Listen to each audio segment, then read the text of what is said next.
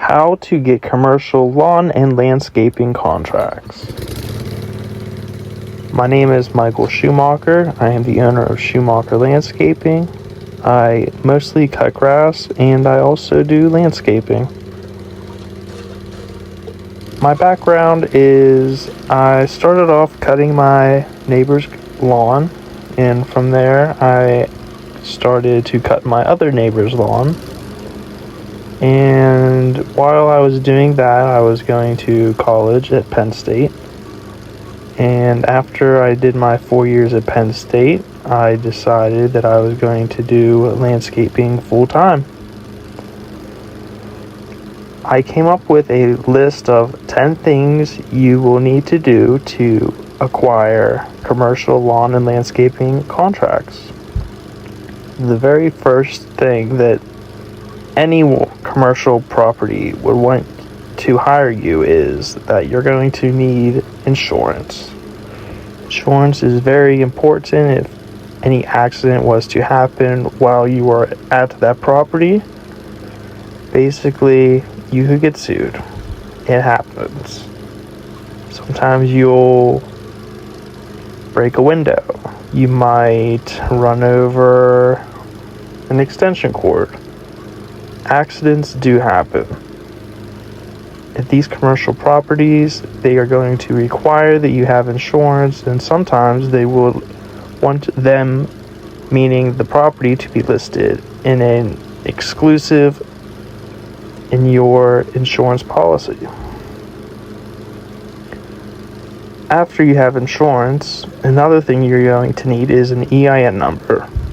Your EIN number is basically what you are going to pay taxes with. It's basically like a social security card number, but with your business. Each state has an EIN number. I am in Pennsylvania, so I can't remember where I went to get my EIN number, but I had to get one. Step 3 to get commercial clients is basically contact businesses that you're familiar with. People, friends who have businesses. Say, hey, can I give you a quote to cut your grass, weed, clean your windows, pick up garbage, mulch? If you're just starting out, you can't be greedy. Or you can't not be greedy, but try to get as much work as you can. In the beginning, it's very hard to get started. Honestly, this is year 10 for me, and every year you learn more and more, and honestly, you need to just keep growing and getting as many jobs as you possibly can. I've also found out that it is best to try to do jobs all on your own. Yeah, sometimes you need help, but honestly, you need to make as much money as you can while you can, and if you're paying other people, that's money out of your pocket. So some advice is try to do as much work as you possibly can all on your own.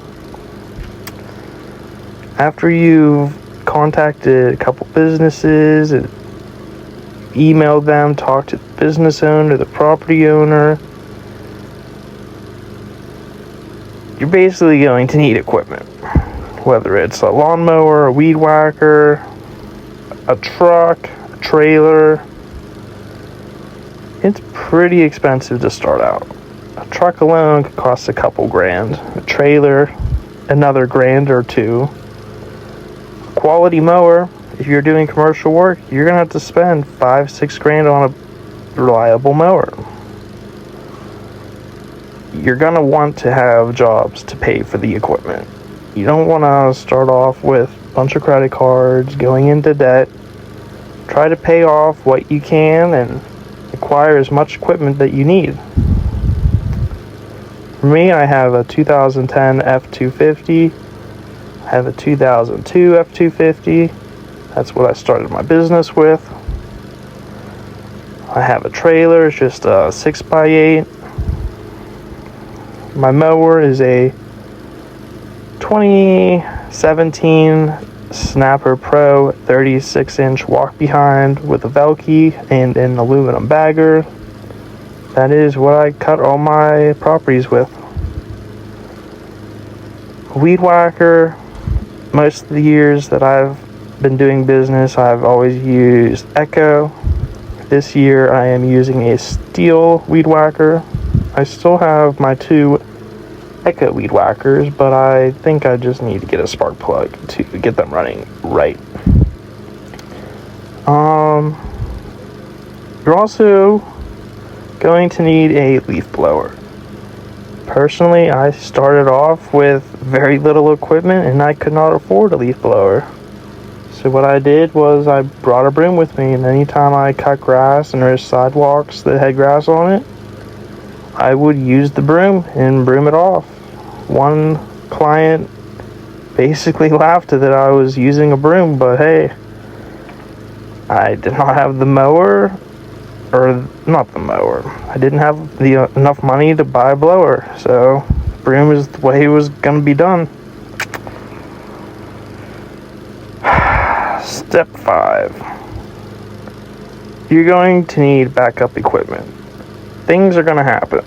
Like I said earlier, I have a 2010 F-250, and it was basically purchased in case if my 2002 F-250 had any issues. Another thing is, my mower 2 seasons ago, an electric clutch went out on it. I had to push mow all my properties, but if I didn't have that push mower, I was going to lose all of the contracts that I had. So you are going to need backup equipment. Step 6. Once you've acquired all the equipment, email and call local businesses. Go on Google, see if you can get people's emails, message them on the website. Again, try to get as many clients as you can when you are starting off. You are not going to get all of the contracts that you propose to these clients. Step 7. Contact local property management companies. These companies have more than enough work to keep you busy. One property management company can give you years and years of work, 40 hours a week, and some of these contracts might seem low paying, but after 5 or 6 years, it could add up to $100,000, $200,000, $300,000. It's best to get your foot in the door with these companies and work with them. They will work with you. They have more jobs than they can handle, and they are happy to get more contractors. Step 8.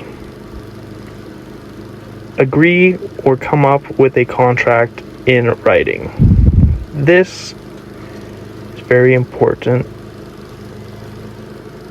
It says what you're going to get paid, when you're going to get paid, and who is paying you. That is very important in this industry. You want to get paid. Your time, your equipment, fuel, insurance, it's not cheap. You need to get paid. 9. Offer more than one service. Mowing isn't going to be enough for a lot of us to get us paid. Sometimes you're going to have to weed. Sometimes you're going to have to prune shrubs or hedges, do leaf cleanups, spring cleanups, mulching. In this industry, you need to be versatile. Have more than one way to make money. Because you're not always going to be cutting grass in the fall. You might only cut grass 3 times in the fall, and then for 2 weeks you're doing leaf cleanups. Those 2 weeks you're getting paid, and it is helping your bottom line. Step 10. Agree to work you are able to handle on your own. I said this earlier. You do not want to have so much work that you're paying employees or friends or family, because that's money out of your pocket. If you're just starting out or you're a couple years in, make money on your own. Do not spend your money. Yes, if you're paying friends or family, if that's what you want to do, that's what you want to do. But personally, I've found it very hard to make money while you have employees. In this industry, sometimes being a solo man is the best way to go about it. Personally, that's what I've been doing for the last couple of years.